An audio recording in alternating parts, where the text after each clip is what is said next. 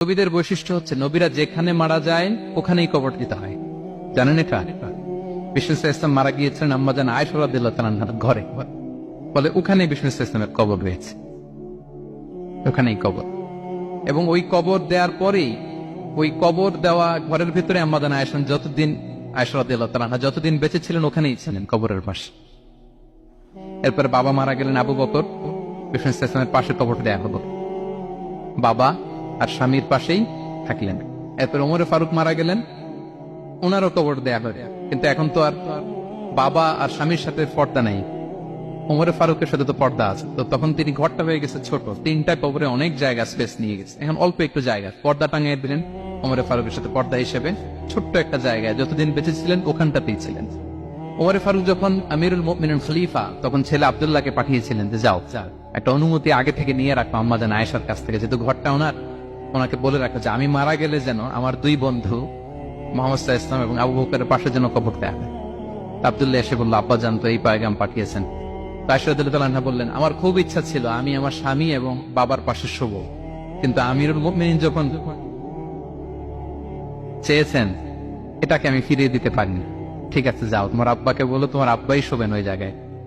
আচ্ছা, তো ওমরে ফারুক আপনারা জানেন অ্যাসাসিনেশনে ইন্তেকাল করেছেন আত্মাইর আঘাতে, ছুরিকাঘাত করা হচ্ছে কয়েকবার, স্টেবিং।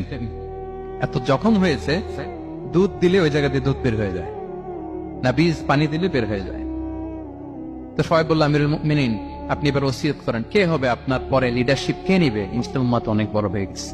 তখন তিনি ওসিয়ত করলেন এবং ছেলেকে আব্দুল্লাহকে আবার বললেন যে আব্দুল্লাহ আবার যাও, যে আম্মা জানের থেকে অনুমতি নাও। বলতেছে অনুমতি না নিলাম আর অনেক আগে, উনি তো বলছে আপনি মারা গেলে ওখানেই শোবেন। বলতেছে না, তখন আমি আমিরুল মুমিনিন ছিলাম, এখন তো কিছুক্ষণ পরেই মারা যাবে, এমনও হতে পারে আমার ভয়ে বা লজ্জায় তখন অনুমতি দিচ্ছে, এখন আর দিবেন।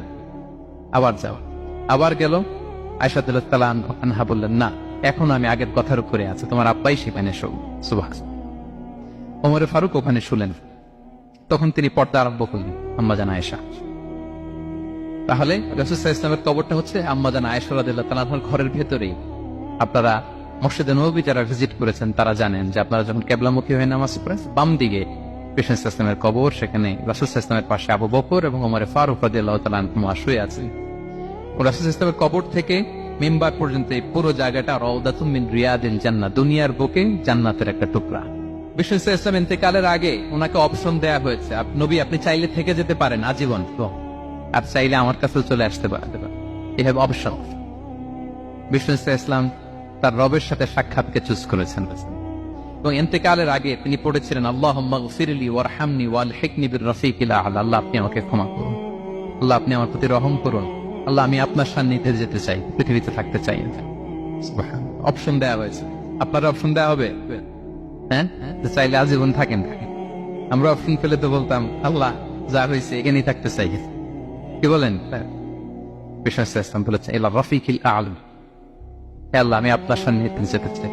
বিষ্ণু সাল্লাল্লাহু আলাইহি ওয়াসাল্লাম ইন্তেকাল করলেন এবং উম্মার জন্য এটা সবচাইতে বড় ফিতনা এবং পরীক্ষা ছিল, এর চেয়ে বড় কষ্টদায়ক বিষয় ছিল না উম্মার জন্য বিষ্ণু সাল্লাল্লাহু আলাইহি ওয়াসাল্লামের ইন্তেকাল। তিনি যখন ইন্তেকাল করলেন সাহাবারা পাগলের মতো হয়ে গেল। ওমরে ফারুক উনি বিশ্বাসই করে না, মানে আমার নবী মরতে পারে এটা উনি ভাবতেই পারেন। উনি নাঙ্গা তলোয়ার বের করে বলতে আরম্ভ করলেন, যে বলবে মুহাম্মদ মারা গিয়েছেন তার গর্দান উড়িয়ে ফেলবে। পরিস্থিতি অত্যন্ত ভয়ঙ্কর। আবু বকর রাদিয়াল্লাহু তাআলা আনহু তিনি আয়াত তেলাওয়াত করলেন, ওমা মুহাম্মাদুন ইল্লা রাসূল ক্বাদ খালাত মিন ক্বাবলিহির রুসুল, মুহাম্মদ রাসূল ছাড়া কিছু নন, তার আগে অনেক রাসূল এভাবে চলে গেছে। তিনি যদি মারা যায় বা শহীদ হয় তোমরা কি আবার আগের কুফরিতে ফিরে যাবে? এই আয়াত যখন তেলাওয়াত করলেন ওমরে ফারুক হাঁটু গেড়ে বসলেন। তিনি বললেন, এই আয়াত তো আমি আগেও জানতাম, অনেক তেলাওয়াত করেছি, কিন্তু আমার মনে হলো এই মাত্র আয়াতটা নতুন করে শুনলাম, এই মাত্রই বোধহয় কোরআনের এই আয়াতটা নাজিল হয়েছে।